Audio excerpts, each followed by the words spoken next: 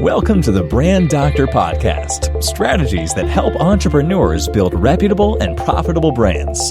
Here's your host, Henry Kaminski Jr. What is going on, guys? Welcome to another Brand Doctor Podcast episode. Today, we have an amazing guest. I met Marley probably two and a half years ago. She helped me with some Facebook advertising, and I'm watching this woman grow and scale her business. And it makes me so excited to see how far she got in such a short period of time. So without further ado, I want to introduce Marley Jaxx from Jaxx Productions. What is going on? Hi, Henry. I love you. I'm so excited to be on the podcast again. I was told that I should quit my job and just become a hype man. Oh, I think that would work very well for you. I did not want to mess up that introduction to such an amazing individual. What is going on, Marley? You just came off of speaking at Funnel Hacking Live, and you got to be still floating up with that experience. But before we get started into this whole story selling conversation, where can people find you online? Yeah, really, you can look up Marley Jaxx on any platform, Instagram/Marley Jaxx. I try to be a stand-up comedian on my Instagram stories. So if that's if that's enticing to you, whether it's entertaining or if I fall flat, I think it's good stuff. And it's JAXX. Double X, that's right. Okay, awesome. So let's get into, so I hear you talking about this on Instagram specifically, this story selling concept. So for those folks that don't know what that is, let's break that down. Yeah. One of the things that I shared from Funnel Hacking Live, and part of this I didn't plan on, but it just came out. It was what the audience needed, and perhaps people listening. I talked about how the number one characteristic of a good storyteller is the vulnerability that storyteller is willing to give. And recently, in the last couple months, I've announced publicly that my marriage ended. And this was like the number one time in my life where I felt like a failure and felt like maybe I should stop everything, like shut down the business, not create content anymore, because why would anyone listen to me? I don't have my life together. I'm a little bit broken right now. And what I found when I, instead of hiding, embraced that message, my audience embraced me. And they encouraged me to keep pushing on and pushing forward for them, not just for me. And my willingness to get vulnerable and to share that with people, I still can't keep up with my inbox with people saying that encouraged me to keep going despite whatever struggle I'm going through. And then because of that, like they trust me, they know me, they want to support me, they join my programs, they want to get closer to that. And that has been such a revelation for me, because here's this side of me that's like, I should hide because this is real life and this is scary and this is like, I'm digging through the mud right now. But when I shared that journey with people and then once I felt this, I guess I want to say safety, but just like, it did feel a little bit safety of people saying, we're here for you and we want to see this journey. We want to come along, or, what you're doing is inspiring to us. I started kind of dipping my toes into, what if I share this piece? And what if I share a little bit more? And so I've been sharing this story. And obviously I didn't intend to go into this big, massive life transition and turn it into a branding kind of thing. Yeah. But it has opened up my audience because I've opened up my heart. I see. And that's huge for people to understand. I mean, I saw a post the other day on Instagram that said something along the lines of show your best self on the gram. Something along those lines, right? I forget who exactly posted, and I might be missing something here. And I immediately said, no. Yeah, I don't want to see just the highlight reel. Right. I want to see where you fell. And that's okay. I had a client say to me yesterday, prior to signing up for the Brand Accelerator program, has anybody gone through this program and failed? Oh, good question. And I said, that is a phenomenal question. And the answer is yes. Absolutely. And I said, and I did not want to reveal any names, obviously, right. But I explained to them why I thought that person failed. Yeah. And I said, if that sounds like a situation that you may find yourself in, then this program is not going to be a good fit for you. Yeah. And what am I going to do? Say no? Everybody came out with flying colors and scaled to $1 million plus? Like, that's not reality either. So, so being vulnerable, showing what happened and being okay with that had to be seriously, well, just a feeling of support and knowing that you're okay still and you're going to be okay. And, one thing about you, Marley, that I just loved from the minute we started talking was how approachable you were, how empathetic you were, and how you really cared for the people that you were working with. We worked for, I forget how long we worked together, but it was an extensive time. You had that assistant and, we were cranking and you always showed up on time. You always put in 1,000% effort. You always made me feel like you got this. Yeah. And that's why I always felt confident with giving you my money. Mm-hmm. Right. So it's no surprise to me that your community came to support you because you've always been there for them. And that's something that I want people to understand here that are listening to this. Like, everybody wants more followers. Everybody wants, but they don't want to give. Interesting. Yes. And so real quick, I'm taking this different approach. We're about to launch a new Facebook ad campaign. And my attitude and feeling towards this campaign is like no other feeling I've ever had. And I will tell you, I fell victim to this. I shouldn't say I fell victim to this. I was painting the kettle black, if you will, right? Every time I ran a Facebook ad campaign, it was like, what can we get from this campaign? Yeah. My attitude now is, what can we give in this campaign? Marley, you're going to think I'm crazy, but we're running ads and we're not even asking for an email address. Wow. We're not. It's just going straight to a video series, sort of like Netflix. And I'm just going to let them consume that content. And if they like it, they know where to find me. Yeah. Right. And so with that approach, I remember I told my Facebook ads manager yesterday, I said, let's go and help these people. Yes. And that was it. And so, all right, not to get too off track here, but getting back to the story selling, is that something that you created or something that you found somewhere along your entrepreneurial journey that really resonated with you and now you're making it your own and creating your own sort of spin-off of this? How can people apply this story selling philosophy or concept in their business?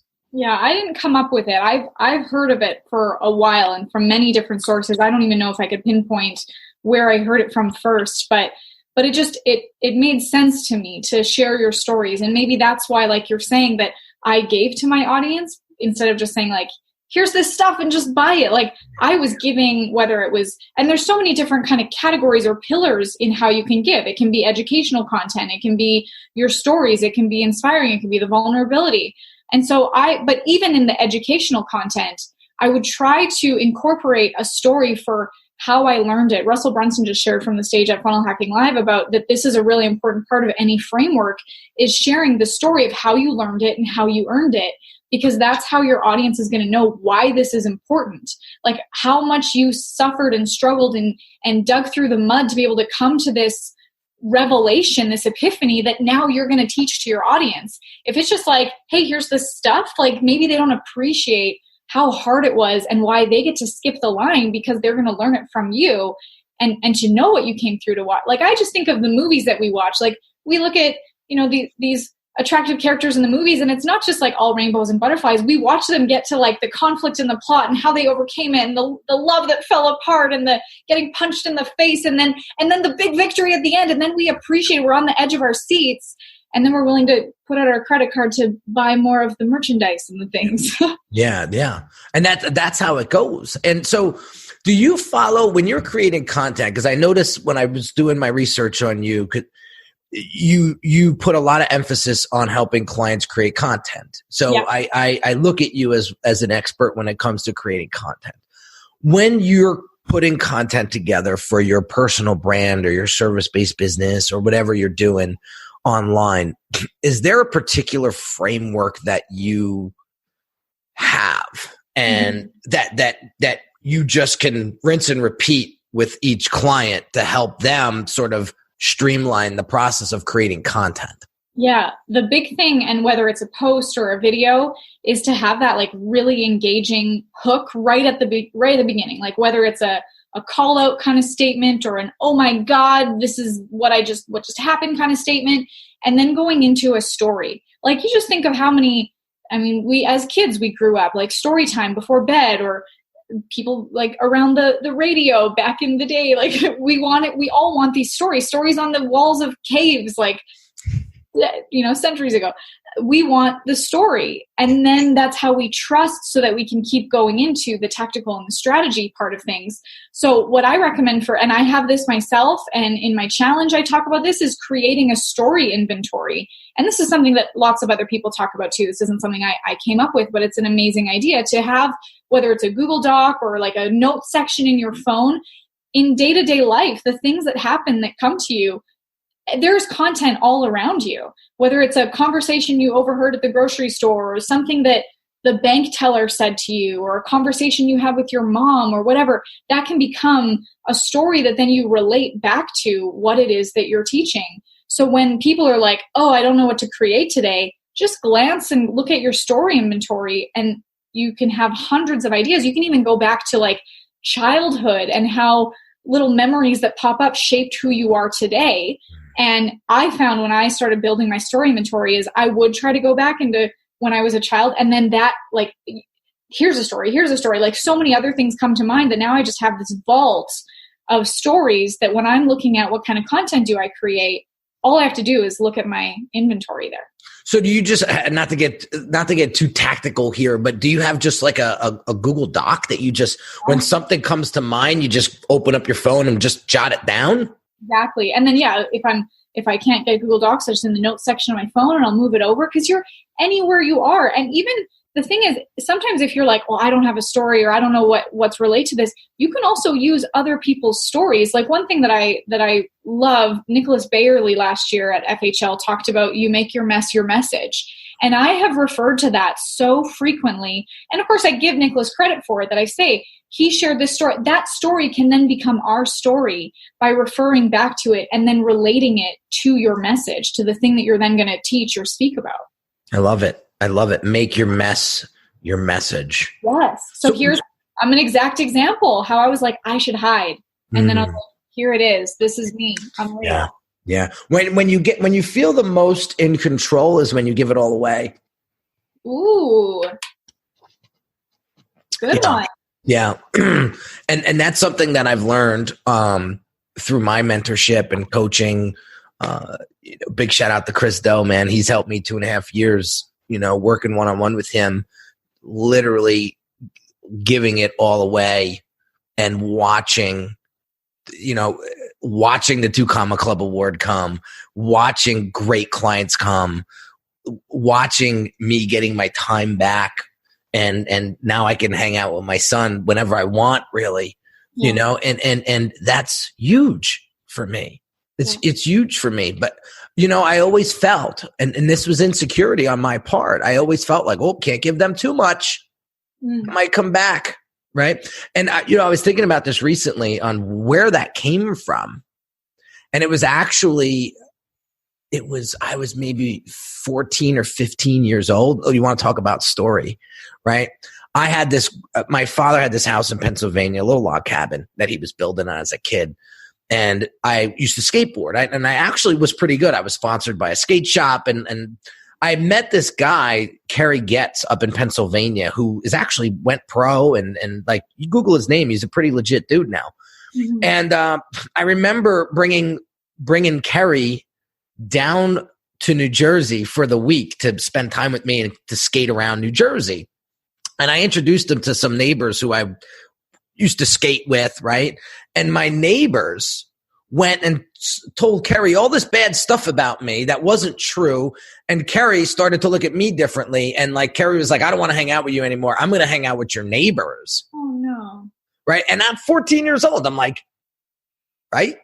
And I'm like, why? How did I deserve that? Right. And then I had to like earn my trust back with Kerry because he believed them. And then like there was this whole big mess. Yeah. And that little story from 14 years ago still was playing in my head as a 30-something-year-old entrepreneur. Yeah. And I finally said, when are we going to let that story go? Yes. And I did. And now I don't give a shit. It's, you want to take it? Go. Take it. I'm confident in myself. I know we're going to be okay. I know my shit's awesome. Mm-hmm. And I'm not saying this in a cocky way. I'm saying it in a very confident way. I know what we're capable of doing. Yeah, right? And that's something that we need, you and I both need to tell our audience. If we don't think we are the best at what we do, we've already failed. Amen. We're lost. Okay. So here's my question to you, Marley. Where do you think people go wrong when it comes to soft selling through storytelling? Because that's what story selling is, right? So where are people missing the mark? I feel like it's not going deep enough. So kind of there's like the in between, like here's you before saying, I don't want to give enough. I don't want to give this away. And then here's me that I'm like, give it all. Like I'm just going to unload my heart, all the mud, all the muck. Here it is, whether you like it or not, this is real, to the point where like I feel it. And I know that if I feel it, my audience is going to feel it. And there will be people absolutely who don't like it. That's fine. That's not for them. And why would you ever make a business decision to not put your message out there? Because for the people who don't need it, that's not what this is for. So I think it's when there might be the in-between of like, okay, I know I need to share my story, but I'm just going to like tiptoe around it. But like, then I'm just going to go hard on the sell. That's where you've missed the mark because people haven't felt it yet. So kind of like what I was saying that Russell shares about how you learned it, how you earned it.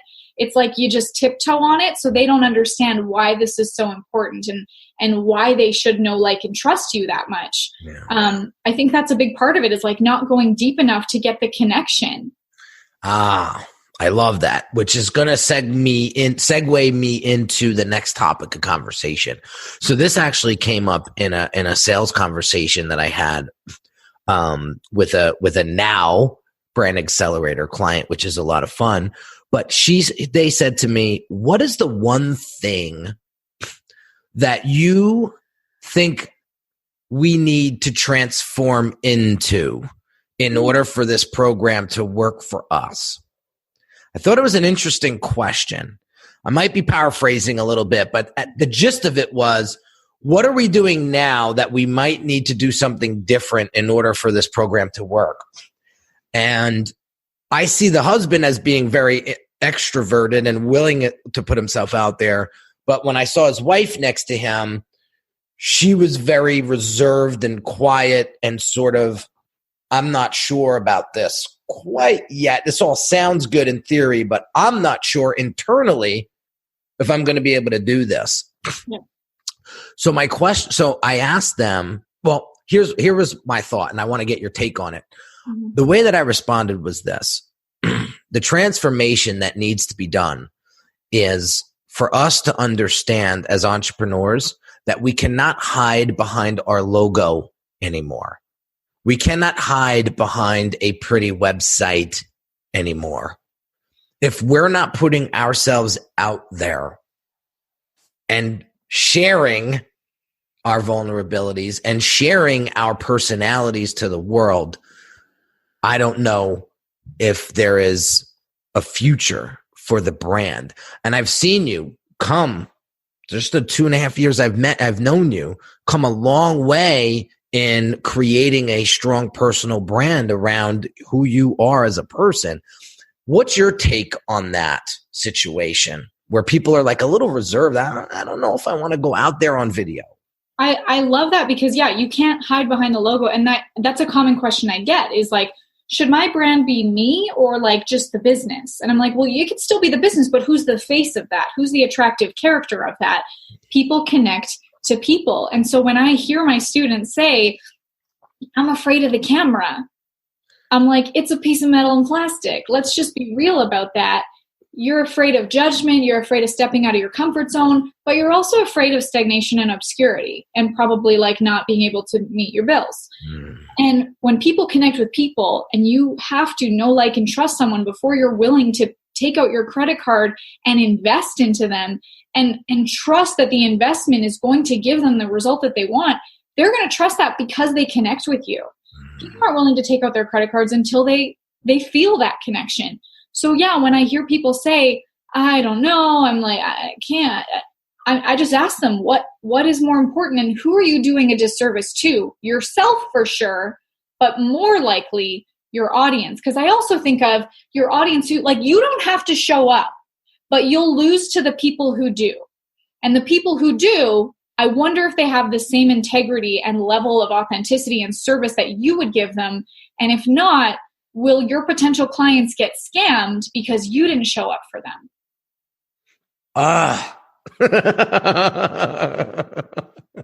That is so heavy. Yeah. It's so important to understand that.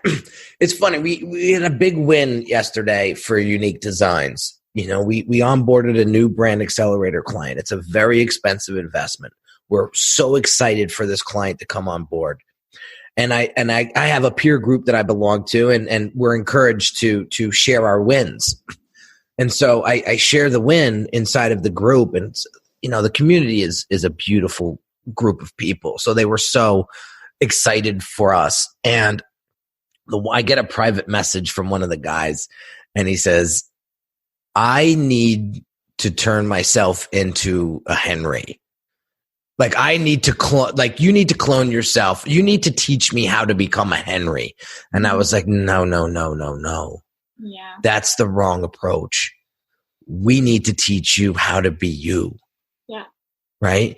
And I told him, and I said, listen, at the end of the day, guys, here's what it comes down to. How big are your balls? I just have to say it like that because it'll get a reaction out of the audience. Yeah. That's what it all comes down to. And to your point, what you were saying before, if you don't have the guts to get out there, then the competition who's less authentic or transparent as you may be scamming people because they have a shit product and service, and you know that. Yeah. They're going to get all the business for the simple fact is they just had the balls to do it. Yeah. Right? So that's what it comes down to. So ask yourself the question, who is getting in the way here? My ego. It's not about you. And this is such a hard conversation to have. I'm just in the zone lately of having these difficult conversations. It's not about you. And I think that's what people need to understand. We're not designing the logo because Marley likes the color gold. I do, by the way. I know you do. But it's not about you. It's about your audience. Does your audience like the color gold? And if they don't, we got a serious problem. Yeah. So it's like, get out of your own way. And when you turn that camera on, or when you go out and into social media and start to present yourself, look at it as, here's my opportunity to help thousands of people. Mm-hmm. You know, you hear Gary Vee talking about this in nauseum about how nowadays is like the best days of all time to do anything in life. Like, who can turn on their phone and instantly connect with hundreds of people? Absolutely. And like Gary Vee, just for a minute, let's talk about his journey, because he started making Wine Library TV episodes, did 1,000 episodes, hardly anyone watching at that time. I mean, yes, it grew, but like, that's how he discovered his voice and his message and how to communicate. And now he has 5 million people following him. But it's like, at the time, like, now you see that, but you don't see the 10,000 hours he put in to become who he is today. Right. So yeah, at the time you're seeing these little Wine Library TV episodes that are like, that's how he became who he is today. Yeah. Yeah. People want to see the journey. Yeah. You know, people want to see how you've taken your entrepreneurial journey. And even if you fall down, they're there to look what happened with you. You know, you hit some turbulence in your life and in your business. And guess what? You're still cranking. And your audience didn't turn their back on you. They actually embraced you even more, which is really, really a sign that you've done something with your personal brand that has touched people. And I think that's what we need to understand. I just had an interview with David Meltzer from S1 Marketing, Sports One Marketing. This guy is a machine, 52 years old. I mean, he will outwork any of us, young bucks. Wow. And we had this conversation yesterday. I said, bro, you're impressive with your calendar, man. Like, he schedules 10-minute meetings. Like, and we had a 30-minute in person, and that 30-minute bell rang and we were off to the next one. And you know, what would impress me about David was never made me feel rushed once. Wow. Good. Never made me feel rushed. He was like, come on, let's go. Let's get a picture. Come on, let's go. And it wasn't rushed. He was like, we need a picture taken before I get into my next meeting. Yeah. And that, like, what does that make you feel? Right? Somebody of his caliber. Yeah. Right? You say, that's something that's going to go down in history for me. I told this story, Marley, 4 times already. Yes. Since Wednesday. Yeah. When someone makes you feel like that, like they have all this power and people around them that want their time, and they give you their attention, they make you feel like the only person in the room. Yeah. That's how I want to make people feel, because I know the opposite. I know the feeling of meeting someone that I've admired from a stage and then meeting them and they're like, they don't give you the time of day. That's sucks, right? Like, don't meet your heroes. Yeah, no, I've met a few people like that too, and it completely puts such a sour taste in your mouth. It's like you can't hit the unfollow button fast enough. Yeah, and it's a shame. So the point that we're coming up on our 30 minutes here. So we need to really keep in mind that, one, stay true to yourself, stay true to your audience, and not make it so much about them. I'm sorry, not so much about you, but make it so much about them. It's going to take the scariness out of it, if you will. Yeah. And when you do share the struggles, even though that might seem scary, they're going to clap so much louder when you win. And it gives them the hope that, oh, this is possible for me. When you show your vulnerability, it gives them permission. It makes them feel safe to know, here's your before, here's your after, here's my current reality. I can get there too, because Marley showed me the way, because Henry did it. They showed me that it's possible. Yeah, and to your point before about the biggest mistake people make when they're trying to story sell is not going deep enough into the conversation that needs to be had, or the vulnerabilities that are there. I can't tell you how many things that make me feel vulnerable that, you know, it actually makes me feel like a ton of bricks are lifted off my shoulder when I just get out and I say something about it. So one of the things I'm practicing, I'm not 100% there yet, is leaning into the discomfort. Yeah. And asking the questions. Like, if somebody asks me a real deep personal question, like, instead of me either getting defensive about it or answering the question uncomfortably, I would lean into a question back, like, just curious, why would you ask me a question like that? Mm-hmm. What's the intention? Maybe it sounds defensive the way I said it. I got to watch my tone, but just curious, why would you ask a question like that? I'm just wondering where that came from. Mm-hmm. Right? Maybe that was a little softer, right? And lean into it, because you're going to find the answer. Yeah. Right. And I think a lot of people lose a lot of sales, if you will, or clients. It's because they know that the clients wants to be sold. They want to take on you as a vendor, and they want you to help them. But we just didn't ask them. We didn't lean into that uncomfortableness of, do you want me to help you with this? Is this something that you want us to help you with? Yeah. Avoiding that question because of the fear of them saying no is the worst. Totally.